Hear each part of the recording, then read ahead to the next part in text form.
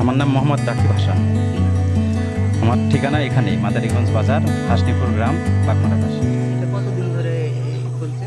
এটা আঙ্গুরের চারার বয়স হচ্ছে, গাছের বয়স হচ্ছে 11 মাস। 11 মাসেই আপনার ফল চলে আসছে।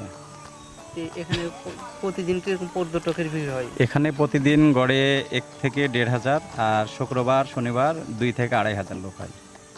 তা আপনি এখানে কি কর্মরত আছেন? আমি এখানে গ্যারেজ করছি, মোটরসাইকেলের গ্যারেজ। অনেক মোটরসাইকেল হয়, দেখা যায় 100-150 মোটরসাইকেল হয় গোটা দিনে। এতে সৌজন্য আমি মাত্র 10 টাকা করে নিই। লোকের গাড়িও পাহারা হয় এবং আমারও আয় হয়ে যায়, এতটুকুই।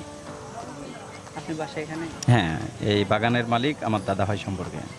এখানে তো অনেক মানুষজন আসছে মেলা আঙ্গুর ধরতে, এখানে গাছটা বিক্রি করে। হ্যাঁ, ইনশাল্লাহ গাছ অবশ্যই বিক্রি করতেছি।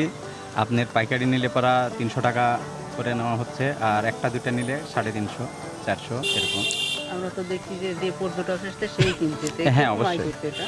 এটাতে আপনার গাছে আয় হবে মোটামুটি, মানে সব চারা যদি সেল হয় তাহলে 60 থেকে 55 লক্ষ টাকা আয় হবে, এটা আশা করা যাচ্ছে। মানে চারা থেকে, শুধু ফল থেকে না। ফলেরটা আমরা বাদই রাখেছি, কারণ ফল এখনো সেল দেওয়া শুরু হয় নাই।